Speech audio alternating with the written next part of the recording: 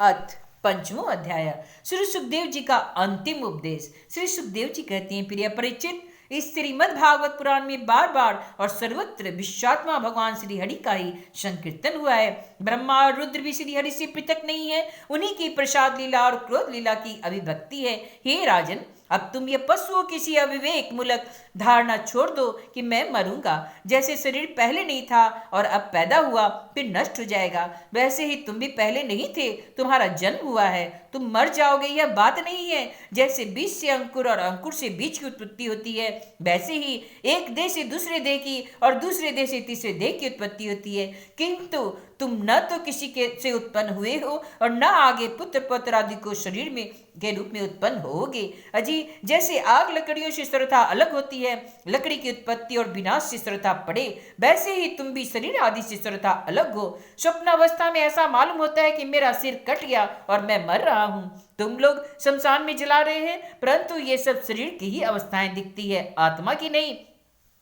देखने वाला तो उस अवस्थाओं से सर्वथा पड़े हैं, जन्म और मृत्यु से रहित शुद्ध बुद्ध परम तत्व स्वरूप है। जैसे घड़ा फूट जाने पर आकाश पहले की भांति अखंड रहता है, परंतु घटा आकाशता की निवृत्ति हो जाने से लोगों को ऐसी प्रतीत होती है कि वह तो महाकाश में मिल गया, वास्तव में वह मिला हुआ था ही।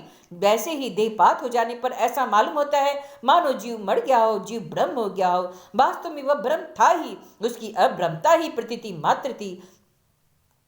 मन ही आत्मा के लिए शरीर, विषय और कर्मों की कल्पना कर लेता है और मन उसकी सृष्टि करती है माया।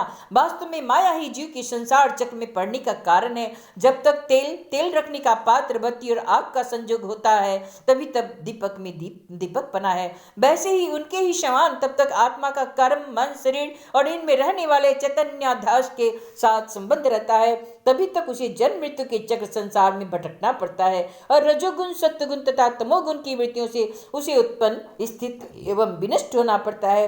परंतु जैसे दीपक की बुझ जाने से तत्व रूप तेज का विनाश नहीं होता, वैसे ही संसार का नाश होने पर स्वयं प्रकाश आत्मा का नाश नहीं होता, क्योंकि वह कार्य और कारण, व्यक्त और अव्यक्त सबसे परे है। वह आकाश के समान सबका आधार है, नित्य और निश्चल है, वह अनंत है। सचमुच आत्मा की उपमा आत्मा ही है।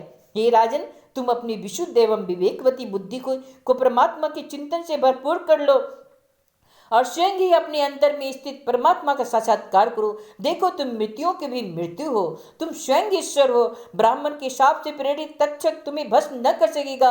अजीत, तक्षक की तो बात ही क्या है, स्वयं मृत्यु और मृत्यु का समूह भी तुम्हारे पास तक न फटक सकेंगे। तुम इस प्रकार अनुसंधान चिंतन करो कि मैं ही सर्वाधिष्ठान पर ब्रह्म हूँ, सर्वाधिष्ठान ब्रह्म मैं ही हूँ। इसी प्रकार तुम अपने आप को अपने वास्तविक एक रस अनंत अखंड स्वरूप में स्थित कर लो।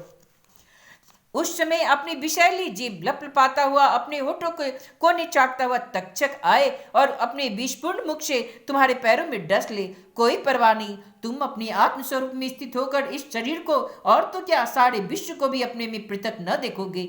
आत्मस्वरूप, हे बेटा परिचित, तुमने विश्वात्मा भगवान की लीला के संबंध में जो प्रश्न किया था उसका उत्तर मैंने दे दिया। अब तुम और क्या सुनना चाहते हो। इति श्रीमद्भागवते महापुराणे ब्रह्मस्यासनितायां द्वादश स्कंदे ब्रह्मोपदेशो नाम पंचमो अध्याय।